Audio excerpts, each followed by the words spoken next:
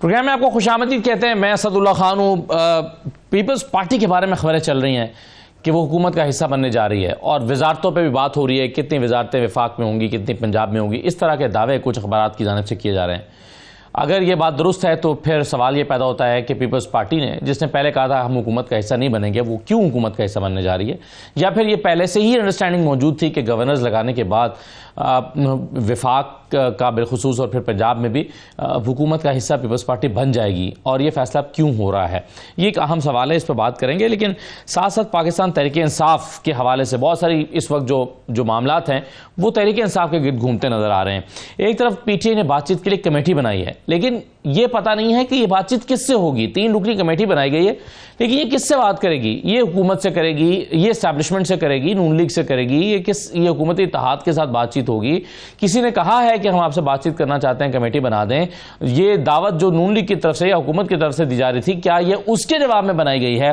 क्या अपना मौक़िफ़ तब्दील कर लिया है पीटीआई ने? बहुत अहम सवाल है। और साथ ही साथ तहरीक इंसाफ के पर बतौर सियासी जमात उसके मुस्तकबिल पर सवालिया निशान लगता नजर आ रहा है। और इलेक्शन कमीशन की जानिब से जो खबरें आ रही हैं, जो रिमार्क्स दिए जा रहे हैं, जो नोटिस दिए जा रहे हैं, उससे लगता यह है कि तहरीक इंसाफ पर पाबंदी भी लग सकती है या इसको तहरील भी किया जा सकता है बतौर जमात, क्योंकि ये सियासी जमात होने के जो तकाजे हैं वो पूरे नहीं कर पा रही। तो क्या हो रहा है? और साथ ही साथ खैबर पख्तूनख्वा के बकाया जात के मामलात पर वफाक के साथ एक तनाव मौजूद है और उस पर रोज़ाना बयानात केपी की तरफ से आ रहे हैं। ये शिकवे कितने दुरुस्त है और वफाक इन मसाइल को हल करने के लिए क्यों अपना किरदार अदा नहीं कर रहा? और एक चीज़ हम ज़रूर बात करना चाहेंगे कि चीफ जस्टिस की टेन्योर पोस्टिंग का काफ़ी दिन से मामला चल रहा था। तहरीक इंसाफ बार बार ये कह रही थी कि चीफ जस्टिस ऑफ पाकिस्तान को टेन्योर पोस्टिंग के लिए कोई कानून लाया जा रहा है, लेकिन हुकूमत मुसलसल तरदीद करती चली आ रही थी। लेकिन कल लॉ मिनिस्टर से जब सवाल किया गया तो उन्होंने इसकी तरदीद नहीं की और उन्होंने इसके हवाले से इशारा ये दिया है कि एक तरमीमी बिल जो आ रहा है उसमें इस पर बात हो सकती है। इन तमाम मौज़ूआत पर हम गुफ्तगू करेंगे। राजा रियाज साहब हमारे साथ मौजूद हैं, मुस्लिम लीग नून के रहनुमा हैं। बहुत शुक्रिया राजा साहब, खुशामदीद। अज़हर सिद्दीक साहब हमारे साथ मौजूद हैं, पाकिस्तान तहरीक इंसाफ के रहनुमा हैं, माहिर कानून भी हैं। और शर्मिला फारूकी साहबा हमारे साथ मौजूद हैं, पाकिस्तान पीपल्स पार्टी की रहनुमा हैं, MNA हैं। बहुत शुक्रिया तमाम मेहमानों को, खुशामदीद। सबसे पहले शर्मिला साहबा, ये जो खबर चल रही है कि पीपल्स पार्टी वफाक का हिस्सा बनने जा रही है, दुरुस्त खबर है? देखिए जी, बहुत शुक्रिया खान साहब। अभी तक तो ये कयास आराइयाँ हैं और ये कयास आराइयाँ ऐसी हैं कि जब से हुकूमत बनी है और जब से हमने हल्फ उठाया है उस दिन से लेके आज तक हर हफ्ते ये खबर आती है कि पीपल्स पार्टी काबीना का हिस्सा बनने जा रही है। शायद कुछ लोगों की शदीद ख्वाहिश है कि हम काबीना का हिस्सा बन जाएं। तो ये महज कयास आराइयाँ हैं, तो ये बात ज़ेर गौर भी नहीं है? यानी आइंदा 2-4 दिन में इस तरह की कोई बात सामने नहीं आने वाली? आप ये कह रही हैं कि महज कयास आराई है? देखिए जी, हमारी जानिब से तो ये बात सेंट्रल एग्जीक्यूटिव कमेटी में रखी गई थी और वहाँ ये फैसला हुआ था कि पीपल्स पार्टी काबीना का हिस्सा नहीं बनेगी। ये हुकूमत साजी से पहले हुआ था। अगर इस फैसले में कोई तब्दीली होती है तो मामला दोबारा CEC में जाएगा, वहाँ पर मुशावरत के बाद कोई नतीजा निकलेगा। इस तरह नहीं होगा कि जी बैठे बैठे ख्याल आया और एक दिन उठ के काबीना का हिस्सा बन गए। पीपल्स पार्टी में एक बड़ा एक स्ट्रक्चर्ड डिसिप्लिन है और सबसे मुशावरत होती है और उसके बाद फैसले किए जाते हैं। सही है। राजा रियाज साहब, आप कैसे देख रहे हैं इस मामले को? पहले दिन से हुकूमत तो दावत दे रही है कि पीपल्स पार्टी आए, हिस्सा बने, हुकूमत का वजारतों में हिस्सेदार बने, काबीना में आ जाए। इस बात का इम्कान आपको नज़र आ रहा है आने वाले दिनों में ये हो सकता है? जी शुक्रिया। बिल्कुल आप देखेंगे कि आइंदा आने वाले दिनों में पीपल्स पार्टी जो है वो हुकूमत का हिस्सा होगा और पंजाब से भी इनके वज़ीर बनेंगे और वफाक से भी इनके वज़ीर बनेंगे। ये आप आइंदा चंद दिनों में ज़्यादा लंबी बात नहीं, चंद दिनों में देखेंगे कि पीपल्स पार्टी बातचीत हो गई है राजा साहब, आपके इल्म में है इस तरह की बात? लेगी। ये सब चीज़ें फाइनल हो गई हैं और अब सिर्फ इसको अमली जामा अच्छा। आइंदा चंद दिनों में, मैं हफ्ते नहीं कह रहा, दिन कह रहा हूँ, इस पे अमल होगा। और पीपल्स पार्टी ने बड़ा सोच समझ के बड़े तरीके से अपने आप को साइड पे रखा, लेकिन अब उन्होंने आखिर ये फैसला कर लिया है कि वो हुकूमत का वफाक में भी और पंजाब में हिस्सा बनने जा रहे हैं। नहीं राय साहब, लेकिन आप कह रहे हैं कि चंद दिन में, चंद हफ्तों में भी नहीं, लेकिन शर्मिला साहबा तो कह रही हैं इस तरह की बात तो अभी डिस्कस ही नहीं हुई सीईसी में, और ये तो अभी पार्टी के अंदर ही भी मामला डिस्कस नहीं हुआ, कैसे हो सकता है? आप कह रहे हैं सारी चीजें फाइनलाइज हो गई हैं। जी मेरी बहुत काबिल एहतराम है, मेरे पास जो इन्फॉर्मेशन है मैं अपनी इन्फॉर्मेशन शेयर कर रहा हूँ।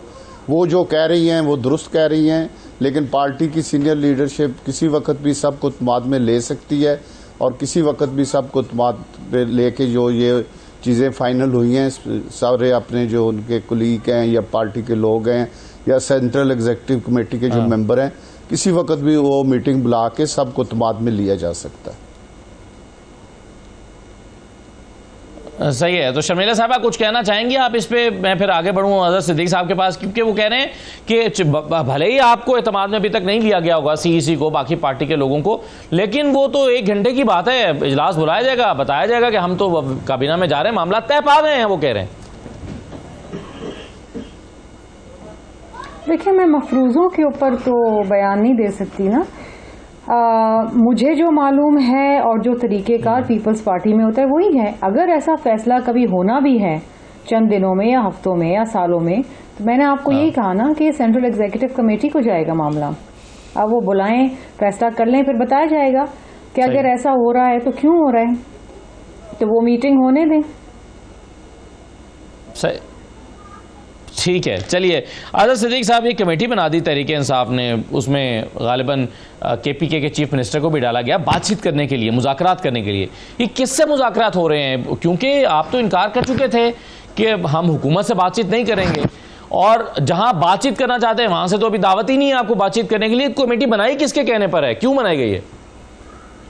देखिए, एक बात असद बड़ी क्लैरिटी के साथ बता दूं, आपको पता है कि पाकिस्तान में ताकत का मंबा किस जगह पर है, और जो वोट को इज्जत दो का नारा लगाते रहे हैं वो आज पाँव के नीचे रोंद के आज उनके फ्रंट मैन बने हुए हैं। हर एक को अंदाजा है। कमेटी इसलिए बनाई है, कमेटी ने एक्सप्लोर करना है कि मुज़ाकरात किससे कर रहे हैं, और मुज़ाकरात जो मुज़ाकरात और जो बातें सारी तय होंगी, एंगेजमेंट इन्होंने एंगेजमेंट करनी है, वो इमरान खान साहब करेंगे। आर्मी चीफ ने 2 दिन पहले कहा, उन्होंने कहा कि हमें अपने आईनी हुदूद का अच्छी तरह पता है और हम अपने आईनी हुदूद में रह के काम कर रहे हैं, बाकी सबको भी अपने आईनी हुदूद का ख्याल रखना चाहिए। तो ये तो क्लैरिटी एक दायरे के अंदर तो मौजूद है। देखिए, वो बातें जो है ना वो अपनी जगह है, लेकिन एस्टैब्लिशमेंट का रोल हमको और आपको सबको पता है, अब कोई डाउट नहीं रह गया। अभी आप रिसेंट देख लें, हनीफ अब्बासी ने कहा, उनको गंदम इंपोर्ट करने के हवाले से बात कही, और उसके जवाब में फॉर्म 47 का आपने जवाब सारा सुन लिया। आप लोग भी उन दिनों इलेक्शन की सारी कैंपेन आपने की थी, 180 सीटों से हम जीत रहे थे। अब हर एक को पता है, ये इल्जाम हम पे लगाते रहे ना कि जनरल बाजवा, जनरल फैज हमीद के बारे में इनका कहना था ना कि 2018 के इलेक्शन रिग कर दिए। वो 2018 के इलेक्शन क्या रिग हुए? आप भी उस सारे प्रोसेस का हिस्सा थे कि क्या हुआ। शुरू में लोग यकीनन ज्वाइन किए आकर पाकिस्तान, लेकिन इलेक्शन वाले दिन आरटीएस बिठा दिया गया पाकिस्तान तहरीक इंसाफ को मेजॉरिटी लेने के लिए। इस दफा इलेक्शन में देखें 2/3 अक्सरियत दिलवा दी गई है, ताकि ये आईनी तरामी अभी जो बात जिक्र कर रहे हैं, जो कभी सवाल वो नहीं है, सिर्फ बताने का मकसद ये है कि पाकिस्तान तहरीक इंसाफ इस मुल्क में सिविल लिबर्टीज की बात करना चाहती है, आईनी हदूद व क़य्यूद चाहती है। वो चाहती है कि जो वोट डाला जाए वही वोट निकले। वोट दो इज्जत दो का नारा जो इन्होंने लगाया था, और ये जो दूसरा जो है ना आपस में जो इनका चल रहा है, ये बिल्ली और चूहे का खेल, ये हुकूमत इनकी है, पाकिस्तान पीपल्स पार्टी हुकूमत का हिस्सा है, फायदा ले रही है, एडवांटेज ले रही है। आज गवर्नर भी लग गए ना, आज तो उनके, जब गवर्नर के मजे भी ले लिए, हुकूमत के मजे भी ले लिए, और आने वाले दिनों में मैं राजा रियाज की इस बात से इत्तेफाक करता हूं कि आने वाले दिनों में वजारतें भी ले रहे हैं, इसमें कोई शक नहीं है, सिर्फ आवाम को ठंडा करने के लिए क्योंकि नारा तो बुनियादी तौर पे आप ये कह रहे हैं कि कमेटी जो पीटीआई ने बनाई है, अभी इस कमेटी ने ये फैसला करना है कि मुज़ाकरात करने किससे हैं। अभी इस कमेटी का सिर्फ ये काम है। लाइन ऑफ एक्शन देखिए, लाइन ऑफ एक्शन हमारे इंटरनल लाइन ऑफ एक्शन बड़ी क्लियर है कि किससे होने, और यकीनन इसमें एस्टैब्लिशमेंट शामिल है, ये ज़हन में रख लीजिएगा। एस्टैब्लिशमेंट शामिल है इसके अंदर कि वहां बैठकर एस्टैब्लिशमेंट की हदूद व क़यूद क्या है, वो सारी चीजें तय होनी है। उसका फैसला क्या होना है क्या नहीं होना वो इमरान खान साहब देंगे। अभी फिलहाल ये बैठकर देखना ये है, मुलाकातें जारी होकर अंदाजा आपको हो जाएगा कि अभी आपने देख लिया महमूद अचकज़ई आए हुए हैं, असद कैसर आए हुए हैं, राना अपना सनाउल्लाह बलोच वगैरह, वो हाईकोर्ट बार से भी खिताब किया, वो जमीयत इस्लामी जमात इस्लामी से भी मिले हैं। आज अभी एक बहुत बड़ा खाना है, वहां मुझे भी जाना है, आपको अंदाजा हो जाएगा। राजा रियाज साहब, ये फॉर्म 47 की भी बात की इन्होंने अनवारुल्लाह काकड़ साहब का हवाला देते हुए।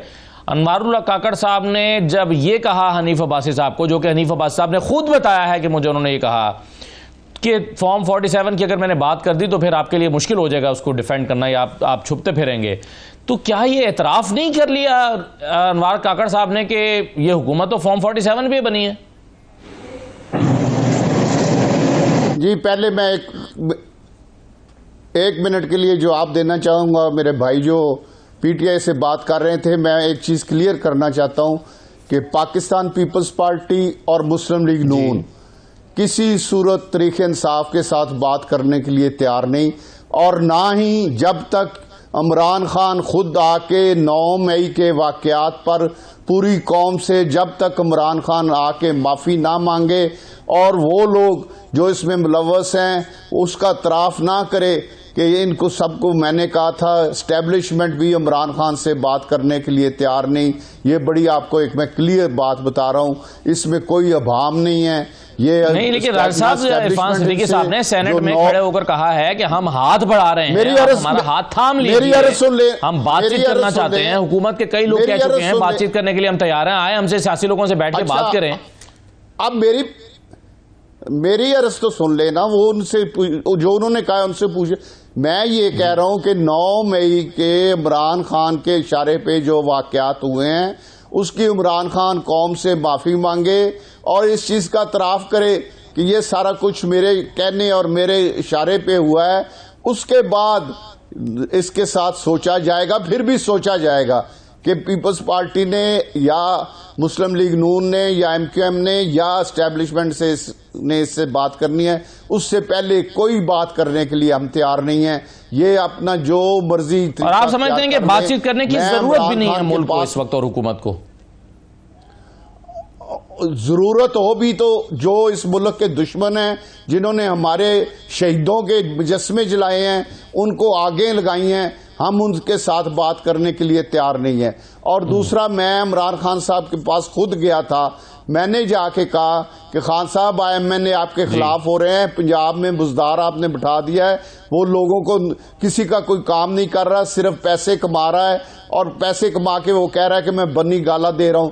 तो इस पर इमरान खान ने मुझे कहा कि MNA नाराज होते हैं या MP नाराज होते हैं, मुझे कोई फर्क नहीं पड़ता, मेरे साथ जनरल बाजवा खुद ही इनको ठीक कर लेगा।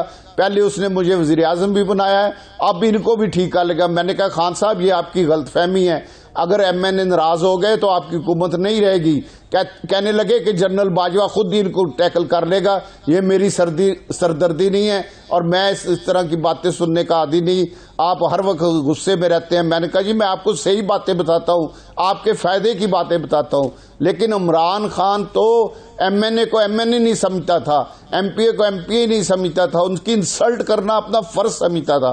तो इसके बाद जो हालात हुए हैं वो इमरान खान ने जो सियासतदानों के साथ रवैया अख्तियार किया है उस वजह से हुए हैं। और अब सियासतदान भी मुस्लिम लीग नून के, पीपल्स पार्टी के, MKM के इसके साथ बात करने के लिए तैयार नहीं। अब ये जो सारे ढूंढ रहा है वो सारा मिलने का वक्त गुजर चुका है, अब कोई सहारा इसे नहीं मिलना।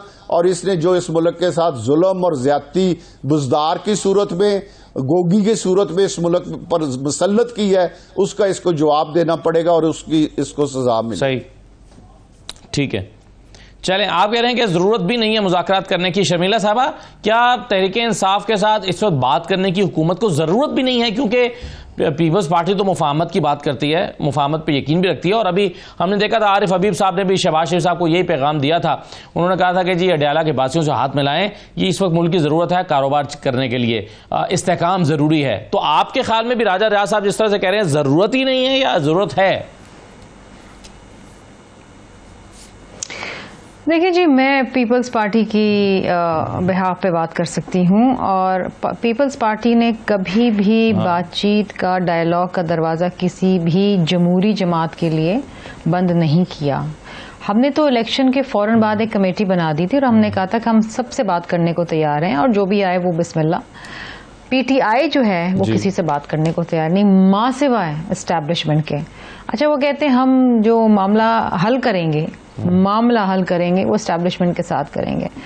आइन में कहीं नहीं लिखा कि एक सियासी जमात इलेक्शन के मामलात फौज के साथ तय करे, कहीं नहीं लिखा। एक तो ये फौज को बदनाम करने का तरीका है। दूसरा तरीका जो ये अपना रहे हैं वो ये है कि ये कहते हैं कि जी ये जो पार्लियामान है ये बेवकार है, ये जो पार्लियामान है इसके पास कोई अथॉरिटी नहीं है। तो फिर आप एक ऐसे पार्लियामान में क्यों आना चाहते हैं जिसके पास अथॉरिटी नहीं है? और अगर आप समझते थे और समझते हैं कि इलेक्शंस में जीत के आने वाले लोगों के पास अथॉरिटी नहीं होती तो फिर आप क्यों इलेक्शन का हिस्सा बने? आपको नहीं इलेक्शन में आना चाहिए था। इलेक्शन भी लड़ा, पार्लियामान में भी आए, प्रेसिडेंट से लेके prime minister, speaker, chairman senate, सब इलेक्शन में हिस्सा लिया। और जो एक बयानिया बनाया है वो ये है कि जी बेवकार लोग हैं, ये तो पार्लियामान का कोई इसका कोई वक़्त ही नहीं है।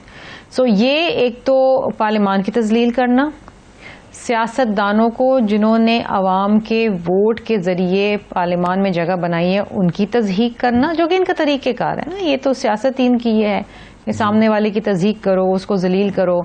इन्होंने 3 साल तो यही किया था जब इनके पास हुकूमत थी। अब मामला ये है कि ये तो यही समझते हैं ना कि या तो ये हुकूमत में हो या कोई भी ना हो। और ये मुझे बड़ा अफसोस हुआ सुन के, समझ के और ये देख के कि ये कहते हैं जी हम सियासी जमातों से बात नहीं करेंगे, हम स्टैब्लिशमेंट से बात करेंगे। तो ये बात क्या है? डील है ना, आप डील करना चाहते हैं, आप डील करके बाहर आना चाहते हैं, आप डील करके इक़्तिदार में आना चाहते हैं। तो ये तो इतनी मैं वो अल्फाज नहीं इस्तेमाल करना चाहती, वो लफ्ज़ नहीं इस्तेमाल करना चाहती बेशर्मी वाला, लेकिन मैं ये कह सकती हूँ कि इनके पास किस मुंह से ये बात करते हैं। ये एक इंतहाई अफसोसनाक बात है। आप आइन की पामाली कर रहे हैं, आप कह रहे हैं कि सियासी लोगों से बात ना करना, ये कहाँ का की सियासी हिकमत अमली है। एक छोटा सा ब्रेक ले लेते हैं जरा प्रोग्राम में। ब्रेक के बाद वापस आके अज़र सिद्दीक साहब से मैं पूछूंगा कि क्या वाकई तहरीक इंसाफ पर खतरे के बादल मंडला रहे हैं और ये बतौर पार्टी ही तहरील हो सकती है, जैसे कि इंडिया मिल रहा है। इलेक्शन कमीशन ने तीसरी मरतबा नोटिस किया कि आपके इंटर पार्टी इलेक्शन नहीं है, आपका तो जनरल बॉडी मौजूद नहीं है और इलेक्शन आप करा नहीं पा रहे हैं, पार्टी के पास सिंबल नहीं है। क्या वाकई सीरियस किस्म के खदशात पार्टी के ऊपर लायक हैं? ब्रेक के बाद वापस आते हैं।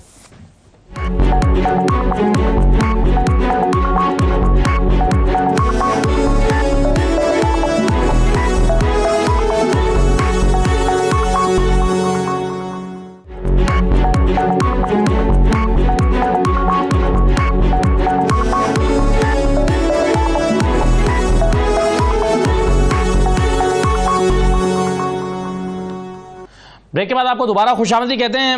राजा रियाज साहब, तहरीक इंसाफ के हवाले से, उसके इंट्रा पार्टी इलेक्शंस के हवाले से तीसरी मरतबा एतराज़ात आयद हुए हैं और इस मरतबा तो जो इल्ज़ामात हैं इलेक्शंस पर, उस पर साथ में ऑब्जर्वेशन भी दी गई हैं। बल्कि मुझे अज़र सिद्दीक साहब ने ज्वाइन कर लिया, अगर आप इजाज़त दें तो मैं उन्हीं से पहले शुरू कर लेता हूँ। अज़र सिद्दीक साहब, क्या आपके ख्याल में पार्टी को सीरियस थ्रेट मौजूद है उसकी एग्जिस्टेंस का? देखिए, एक बात तो मैं क्लियर कर दूं, राजा रियाज साहब, तो आपको पता होगा कि पाकिस्तान तहरीक इंसाफ के साथ जो 22 लोग जो टूट गए थे, जो हमारे पास तो इतला यही है कि पैसे लेके ये गए थे और राजा रियाज साहब अपोजिशन लीडर बने थे और कहते थे मैंने इलेक्शन लड़ना है मुस्लिम लीग नून से। तो ये तो, और दूसरी बात है कि ये जिस पार्टी के तर्जमान है वो आपको अंदाजा है। जहां तक बात है 9 मई का पाकिस्तान तहरीक इंसाफ का कोई ताल्लुक नहीं है, अभी तक कोई ऐसी बात जो है नहीं एस्टैब्लिश हो चुकी है पाकिस्तान तहरीक इंसाफ की तरफ से। ये बात जो था, हमने कहा जुडिशल इंक्वायरी करें, बाकी मामला चलते। अब आए बड़ा अहम सवाल है, देखिए पाकिस्तान अभी जो अदलिया में आपको शिकायत आई है ना, जो हाई कोर्ट से क्या खत और लाहौर हाई कोर्ट से भी आ गया। मैं आगे चलने से पहले बता दूं, हमें पता था कि ये पार्टी को खत्म करने के लिए काम करेंगे। सेक्शन 215 जो इलेक्शन कमीशन को पार्टी सिंबल लेने का चैलेंज किया, वो जनवरी में मामला चैलेंज किया, फरवरी में सिंगल जज ने फैसला दिया और डिवीजन बेंच के पास लगा 29 फरवरी को। वो हम ख्याल बेंचेस का कॉन्सेप्ट जो बड़ा क्लियर है, 29 फरवरी को अदालत ने सुना और कहा कि फैसला सुनाएंगे, बाद में फैसला ही नहीं सुनाया। फिर कई रिटें दायर की और यही चलता रहा कि अभी सुनना है, कल सुनना है या परसों सुनना है। फिर लार्जर बेंच बन गया। इसमें मखसूस नशिस्तों के हवाले से भी बात आई कि जो पार्टी सिंबल ले ले मखसूस नशिस्तें भी आपके हाथ से चली जाएंगी और पार्टी का स्टेटस भी खत्म हो जाएगा। और ऑर्डर हो गए थे, लार्जर बेंच बन गया। डेट दे दी 16 फरवरी। 16 फरवरी को 2 जजेस को यहाँ से ट्रांसफर कर दिया गया। और केस जो है, केस क्या हुआ अभी तक वो केस ही फिक्स नहीं हो रहा। और मैं जो अगली बात आपके सामने रखना चाहता हूँ वो बड़ी अहम है कि यहाँ देखें, अब आर्टिकल 17 जो है ना, जो सियासी जमात को बैन करने का कहता है, वो मुल्क की सालमियत के ऊपर बात करता है। तो ऑर्डर पास करेगी, फिर supreme Lahore high court larger bench इस मामले को सुने। सेक्शन 215 खत्म हो गया तो इलेक्शन कमीशन का इख्तियार खत्म हो गया। और बाकी भी पार्टी की जहां तक मखसूस नशिस्तों के हवाले से मामला है, वो सुप्रीम कोर्ट ने 6 मई को लिया हुआ है। 6 मई को देखते हैं सुप्रीम कोर्ट क्या टेकअप करती है। लेकिन एक चीज ध्यान में रखें कि पाकिस्तान में जमहूरियत ही आगे जानी है। बातचीत ये नहीं है कि सियासी जमातों से बातचीत नहीं होनी है, बिल्कुल सियासी जमात। मैंने तो मशवरा दिया था, ओपिनियन दिया था कि पाकिस्तान पीपल्स पार्टी के साथ बैठकर हुकूमत बनाई जाए। और वो इसलिए कहा था कि पाकिस्तान पीपल्स पार्टी एक जमहूरी जमात है। नून लीग तो हमेशा डिक्टेटर के सर पे पली है। टेक्निकली भी आप क्या समझते हैं कि एक सियासी जमात को इलेक्शन कमीशन की तरफ से खत्म नहीं किया जा सकता? आप कह रहे हैं कि इसका जो प्रोसीजर मौजूद है ये उनके लिए मुमकिन नहीं? ठीक है, सवाल ही पैदा नहीं होता। सेक्शन देखिए, आर्टिकल 17 बड़ा क्लियर है और ये भी पार्टी का सिंबल लेना जो है, ये आर्टिकल 17 से मुतसादिम है। मैं करता हूँ आपके प्रोग्राम में कि लाहौर हाईकोर्ट के चीफ जस्टिस को केस को फिक्स करें। ये केस फिक्स करें तो सेक्शन 215 आइन से मुतसादिम करार दिएगा। सही है। राजा रियाज साहब, क्या तकनीकी बुनियादों पर किसी सियासी जमात को खत्म किया जा सकता है या करना चाहिए? ये अजहर साहब ने जो बात की है, पहले तो मैं जवाब दे लूं कि ये गोगी को जो भागी है करोड़ों अरबों रुपया लेके, और जो बन्नी गाला पैसे देते हैं, मेरे बारे में इन्होंने कहा कि पैसे पहले वो गोगी के पैसे लेके आए, वो बुजदार को लाएं, और जो गोगी बन्नी गाला में पैसे देती रही है उसका साथ दें, फिर किसी पे इल्जाम लगाएं। दूसरा, इन चंद वकीलों ने जब से ये 9 मई का वाकया हुआ है, तो कर नहीं सके आप इंक्वायरी तो कर नहीं सके। कितने केस है जो हामिद खान साहब को इन्होंने हामिद खान साहब को इन चंद वकीलों ने एक साइड पे करके इन्होंने पीटीआई पे कब्जा किया हुआ है। ये चंद वकील पता नहीं ये किस किस के एजेंट हैं और किस किस के लिए काम कर रहे हैं, मुझे नहीं पता कि ये किसके कहने पे क्या बयान, लेकिन इनमें किसी का बयान आप पिछले 1 महीने के बयान उठा के देख लें। अगर एक लीडर का दूसरे पीटीआई के लीडर के साथ बयान मिलता हो तो मुझे जो मर्जी सजा दे, इनका कोई लेकिन दादा साहब जो आप फराग होगी की बात कर रहे हैं, ये सारे आपकी हुकूमत है, नून लीग की हुकूमत है, उनके पास अगर शवाहिद मौजूद हैं तो उन्हें चाहिए कि उस्मान बुजदार के खिलाफ भी कार्रवाई करें। क्यों नहीं कर रहे? उस्मान बुजदार तो चले यही है ना, फराग होगी तो मुल्क से बाहर भागी नहीं है, आपके वो कॉल करप्शन करके भागी हैं। इंशाल्लाह के खिलाफ क्यों नहीं कार्रवाई? जल्द गोगी भी मुल्क में होगी। मेरी अर्ज सुन ले, इंशाल्लाह सारा होमवर्क हो रहा है, कोई सबूत ही नहीं है, जल्द मुल्क में आएगी। और जितने जितने गोगी ने माल खाया है, जितना गोगी ने माल खाया है और बनी गाला में पीरनी को दिया है, वो सारा माल अब सामने आने वाला है। इसलिए इनको सख्त तकलीफ है, लेकिन इनको किसी सूरत इसकी माफी नहीं मिलनी है। नहीं राय साहब, जाहिर है अगर फरार ने करप्शन किया तो उस्मान बुजदार साहब के साथ मिलकर ही की होगी ना, वो भी शामिल होंगे। तो उस्मान बुजदार के खिलाफ कोई केस क्यों नहीं इनिशिएट हो रहा? आपकी हुकूमत की तरफ से ये सवाल है। मैं क्या लूटा है मुल्क को, सूबा पंजाब को लूटा है। जब से पाकिस्तान बना है डिप्टी कमिश्नर और डीपीओ आज तक पैसे दे के नहीं लगे।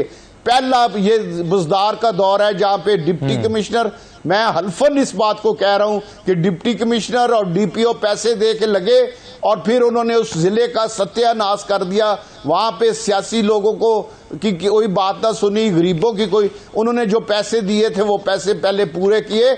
हम उन अफसरों को भी जो बुजदार को और गोगी को पैसे देके डीसी या डीपीओ लगते रहे हैं, हम उनकी भी फहरिस्त तैयार कर रहे हैं और इंशाल्लाह उनको भी नहीं छोड़ेंगे, गोगी को भी नहीं छोड़ेंगे।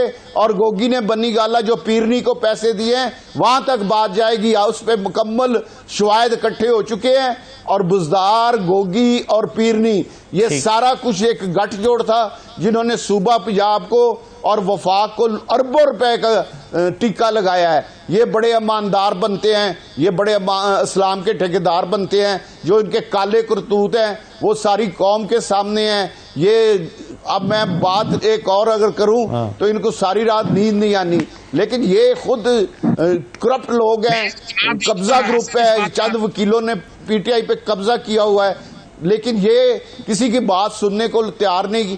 हर किसी पे ये झूठा इल्जाम लगा देते हैं। गाली देना इनका एक शुगल है, इन्हें तमीज कोई नहीं है। हर बंदे को ये इन्होंने एक ही लफ्ज सीखा है कि जो सामने मिले उसको गाली दे दे और किसी को नहीं मानना। बस हम हैं तो पाकिस्तान है। अगर बात सर कहीं और निकल, मैं तो बात करना चाह रहा था सियासी जमात की और उसकी पाबंदी की। हाँ, कि क्या तकनीकी बुनियादों पर पाबंदी होनी चाहिए। अदर साहब की इजाजत है तो मैं पहले शर्मिला साहबा से इस पर राय ले लूं, फिर आप बात कर लीजिएगा। शर्मिला फारूकी साहबा, क्या तकनीकी बुनियादों पर सियासी जमातों को खत्म किया जाना चाहिए? देखिए जी, बात ये है कि ये कानूनी मामलात हैं। अगर इनका इंटर पार्टी इलेक्शन प्रोसेस सही नहीं है और ये अपने ही आइन की खिलाफ वर्जी कर रहे हैं तो इसमें फिर किसी बाहर वाले का कसूर नहीं है, इनका अपना कसूर है। और ये पहली बार नहीं हुआ है। 2013 में शायद हुआ था इनका एक और इलेक्शंस हुआ था इंटर पार्टी, उसके ऊपर बड़ी शदीद तहफ़्फ़ुज़ात थे। फिर इमरान खान ने उसके ऊपर एक तहकीकाती कमेटी बनाई थी, जस्टिस वजी उसके सरबराह थे। उसकी भी ये फाइंडिंग्स थी कि जी ये जो इलेक्शंस हैं ये फ्लॉड हैं। उसका नतीजा क्या हुआ? जस्टिस वजीउद्दीन फारिग हो गए। तो ये इनके मामलात आज के नहीं हैं, ये बार बार यही करते हैं। और बात ये, अगर आप अपना किबला दुरुस्त कर दें ना, अपने इंटरनल मामलात सही कर लें, तो फिर आपको किसी चीज़ का, किसी का खौफ डर नहीं होना चाहिए। लेकिन अगर आप घड़ी चोरी करेंगे, उसको बेचेंगे, तो फिर केस तो बनेगा ना, क्योंकि यूर अ पब्लिक रिप्रेजेंटेटिव। और एक पब्लिक रिप्रेजेंटेटिव को हर चीज़ बड़े नाप तोल के करनी पड़ती है। और ये दुनिया भर में होता है, पाकिस्तान में नहीं है, दुनिया भर के अंदर है। तो आप अगर ऐसा कोई काम कर रहे थे जिसमें आपने मामलात छुपाए, हालात छुपाए, तो फिर अगर वो, और ये केस निकला कैसे? तोशा खाना वाला केस कैसे निकला? राइट टू इन्फॉर्मेशन एक्ट के तहत एक जर्नलिस्ट ने मांगी कि जी ये बताएं ये कितनी चीजें खरीदी हैं, क्या वहां से निकलते निकलते निकलते ये निकल आया। ना पीपल्स पार्टी ने केस बनाया, ना पीएमएलएन ने बनाया। तो ये तो आपका अपनी करतूतें थी ना, तो इसमें किसी और को क्यों आप कसूरवार ठहरा रहे हैं? आप अपनी मामलात आजकल तहरीक इंसाफ का एक मौक़िफ़ साहबा के जो गाड़ियों का तोशाखाना का केस चल रहा है, उसमें तो नैब ने क्लीन चिट दे दी है कि नहीं जी ये नवाज शरीफ साहब ने तोशाखाना से नहीं खरीदी, ये तो सरकारी पूल से खरीदी है, ट्रांसपोर्ट के पूल से। और जरदारी साहब ने इस्तिस्ना ले लिया, सदारती इस्तिस्ना। तो ये दोहरा मयार नहीं है कि आप एक तरफ तो घड़ी का बिल्कुल होना चाहिए अगर किसी ने कानून की पासदारी नहीं की, इसमें गाड़ियों का मामला भी तो है, उस पर कानून, इसमें कहीं भी कानून की खिलाफ वर्जी नहीं है। अगर सदर साहब इस्तिस्ना ले रहे हैं तो ये उनका राइट है, ये आइन के अंदर है, वो आइन की खिलाफ वर्जी तो नहीं कर रहे। अगर मियाँ साहब ने पूल से लिए तो लिए, वो सच बात कह रहे होंगे। अगर तो ये फैसला हो रहा है, लेकिन आपने नैब ने रेफरेंस बनाया, लेकिन आपने अपने नैब ने कई साल पहले रेफरेंस बनाया कि इन्होंने गाड़ी ली है तोशाखाना से। मेरी बात सुनो, आज उसी ने आपको ख्याल आ गया कि नहीं इन्होंने पूल से लिया, तो फिर नैब से भी तो कुछ पूछे ना कि भैया आपने रेफरेंस बना कैसे दिया? फिर जी सवाल भी आप करते हैं, जवाब भी आप दे रहे हैं। मेरे तो सुने, मुझे प्रोग्राम में बुलाया है। पहले आपके दो मेहमान आपस में गुफ्तगू करते रहे, मैं सुनती रही, बोर हो गई हूँ मैं आपके प्रोग्राम में बैठ के। बात यह है कि आपका तोशा खाना से घड़ी खरीदना गलत नहीं है। आपने आगे जो घड़ी बेची और जो उससे कमाया वो आपने अपने एसेट डिक्लेरेशन में नहीं दिखाया। जो आपने इलेक्शन कमीशन ऑफ पाकिस्तान को देना था वो गलत है। खरीदना तोशा खाना से गलत नहीं है, ये आपको समझने की बात है ना, ये मुझे आपको बताना नहीं चाहिए। लेकिन जो आपने उसको बेच के कमाया वो आपने डिक्लेयर नहीं किया है। लेकिन गाड़ी खरीदना तोशा खाना से वो तो यही तो बात है ना। गाड़ी नहीं भाई, मेरी बात सुने, अगर आपके पास आइन के अंदर ये कंसेशन है कि आप कोई गिफ्ट्स जो हैं जो आपको मिलते हैं फॉरेन डिग्नेटरी से, आप वो एक सर्टन परसेंटेज दे के ले सकते हैं, तो आपने वो लिए, वो आपको डिक्लेयर करने। अब आप उसको आगे बेच देंगे ज्यादा दाम में, उससे जो आपको इनकम आएगी वो आपका एसेट है, वो एसेट डिक्लेयर करें ना। यही तो नैब ने रेफरेंस बनाया था, अगर आपने रेफरेंस पढ़ा हो तो। नहीं होता तो वो आपको अगर कह रहे हैं, वो अगर आपको कह रहे हैं कि मैं तो गाड़ी की स्पेसिफिकली बात नहीं कर रही, मैं तहाइफ की बात कर रही हूँ, मैं गाड़ी की बात नहीं कर रही। अगर वो कह रहे हैं कि गाड़ी उस सर से नहीं ली है, पूल से ली है, तो ली होगी ना। मैं और आप कौन है कंटेस्ट करने वाले? आप कागज देख लें, सिंपल बात है। मैं तो यहाँ बैठ के नहीं आपको ये बता सकती ना कि पूल से ली है, अगर वो कह रहे हैं पूल से ली, यही तो रेफरेंस बनाया। बाद में नैब ने अब आकर जब हालात बेहतर हुए, माहौल तब्दील हुआ, तो नैब ने कह दिया कि नहीं जनाब ये तो पूल से ली है। असदुल्ला खान साहब, I am not the spokesperson for Naib. अगर नैब दो जवाब दे रही है तो फिर आप वहां नैब से सवाल पूछे ना, आप पीपल्स पार्टी के नुमाइंदा से सवाल नहीं पूछ सकते। नहीं, मगर आप फिर ये कह रही है ना शर्मिला साहब, आप ये कह रही हैं कि जी अगर वो कह रहे हैं कि पूल से ली है तो फिर पूल से ही ली होगी, तो यहां पर फिर आप नैब की तर्जुमानी क्यों कर रही हैं? तो मैं और क्या बोलूं उस पे, मैं क्या बोलूं उसे? आप मुझसे एक ऐसा सवाल कर रहे हैं जो मेरा परव्यू नहीं है, मुझे नहीं पता। मैं नैब की नुमाइंदा तो नहीं हूं ना, मैं एक पार्टी की नुमाइंदा हूं। आप मुझसे मेरे पार्टी का सवाल पूछें। सही है, चलिए ये बात अगर नैब ने ये कहा तो मैं बोलूंगी ना कि अगर वो कह रहे हैं सही। ये आप मैं कैसे ज़रदारी साहब से मुतल्लिक है ना, नैब का रेफरेंस यूसुफ रज़ा गिलानी साहब से मुतल्लिक है, नवाज शरीफ साहब से मुतल्लिक है, आपकी पार्टी से मुतल्लिक है शर्मिला साहब, इसीलिए कह रहा था। बहरहाल मैं एक छोटा सा ब्रेक ले रहा हूं, ब्रेक के बाद वापस आते हैं जी।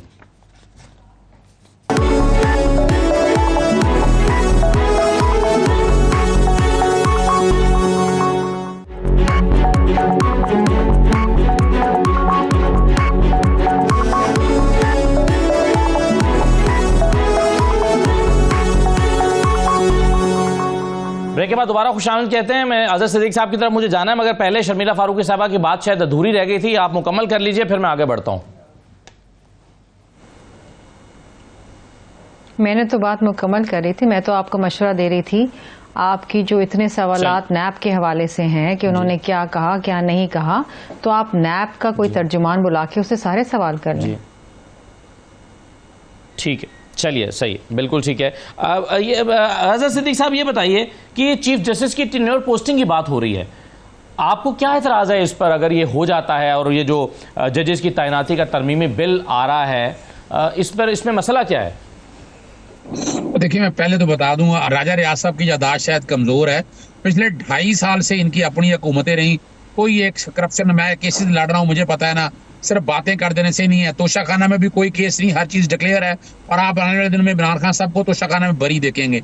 गाड़ी का जहां तक मसला है, गाड़ी में custom duty, sales tax ban है, और आपने ऑक्शन के जरिए देनी थी, ऑक्शन के जरिए नहीं दी, तो इसलिए ये कहना वजह है कि नैब पॉलिटिकल इंजीनियरिंग का इदारा है, वो तो अब नजर आ रहा है आपके सामने वाज़ेह तौर पर क्या हालात और वाकयात आ रहे हैं।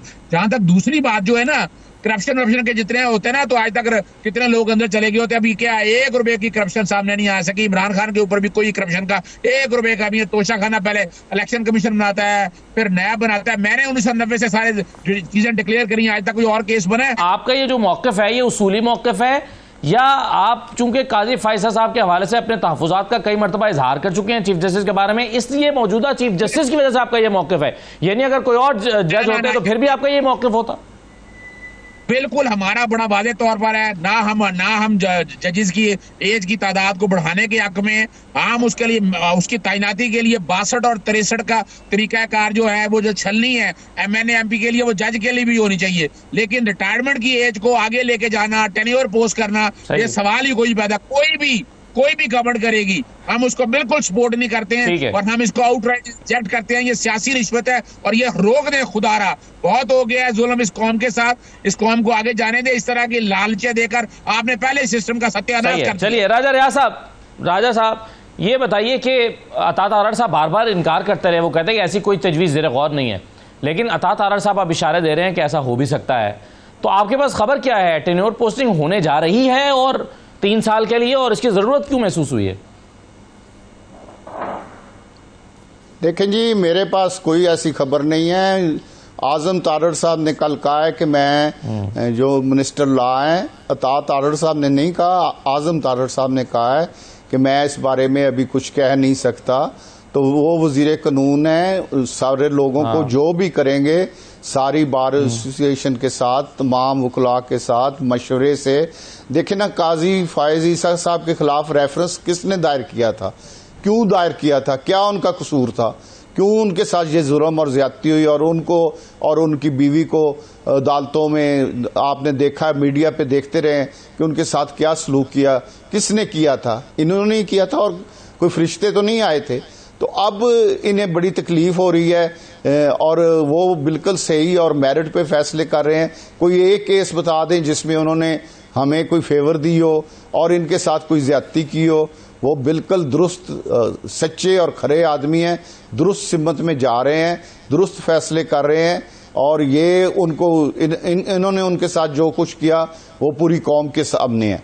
और हम जो हमारी हुकूमत मुस्लिम लीग नून की, मियाँ शहबाज शरीफ साहब और लॉ मिनिस्टर सबसे मशावरत करके जो भी फैसला करेंगे वो कानून की बालादस्ती के लिए और इस मुल्क में गरीब को इंसाफ के लिए जो भी बेहतर होगा वो किया जाएगा। सही है। शर्मिला साहब, पीपल्स पार्टी की उनका मौक़िफ़ इस पे क्या है, क्योंकि इसको चीफ जस्टिस की एक्सटेंशन से ताबीर किया जा रहा है, ज़ाहिर टेन्योर पोस्टिंग से उनकी मुद्दत बढ़ जाएगी काजी फैसल साहब की। पीपल्स पार्टी कैसे देखती है इसको? देखिए जी, ये हुकूमत का प्रेरोगेटिव है कि वो कानून साजी करे। अब वो कानून जब पार्लियामान में आएगा तो वो कमेटी को रेफर होगा। कमेटी के अंदर पीपल्स पार्टी के भी रिप्रेजेंटेटिव्स बैठे हुए होंगे और वहाँ पर हम इसको उठाएंगे और देखेंगे कि जी आया ये किया जा रहा है तो उसके पीछे क्या मुहरकात हैं, और फिर as a party policy, party decision जो भी होगा उसको हम फॉलो करते हुए वहाँ फैसला करेंगे। ये ऐसा नहीं कि ये कानून आया और पास हो जाए, क्योंकि इनके पास वो नंबर्स हैं नहीं कि ये कोई भी कानून लाएं और असेंबली से पास करवा लें। हर कानून कोशिश तो शायद अगर बुलडोज करना चाहें वो अलग बात है, लेकिन अगर ये मशावरत के साथ करना चाहेंगे, जो मैं समझती हूँ ये करेंगे, क्योंकि पीपल्स पार्टी इनको बुलडोज करने नहीं देगी। इन्होंने ऑर्डिनेंसेस भी रखे थे, वो भी हमने वहाँ पर एहतजाज किया और हमने वो कमेटीज़ को भिजवाए, क्योंकि ये तरीक़ेकार नहीं है कि आप ऑर्डिनेंसेस के ऊपर आप हुकूमतें चलाएं। ये पार्लियामान है, यहाँ कानून साजी होती है, कमेटीज़ हैं जहाँ पर लोग डिलिबरेट करते हैं, वहाँ पर फैसले होते हैं। जी बिल्कुल सही है। इसके लिए तो आईनी तरमीम की ज़रूरत है और आईनी तरमीम पीपल्स पार्टी की मंशा के बगैर, मर्जी के बगैर पास नहीं हो सकेगी। इसके लिए पीपल्स पार्टी को मनाया जाना ज़रूरी है। ये बात बिल्कुल आपकी ठीक है। बहुत शुक्रिया शर्मिला फारूकी प्रोग्राम में शिरकत करने के लिए। अज़र सिद्दीक साहब आपका भी, राजा रियाज साहब प्रोग्राम में शिरकत करने का शुक्रिया। इजाज़त दीजिए, अल्लाह हाफिज़।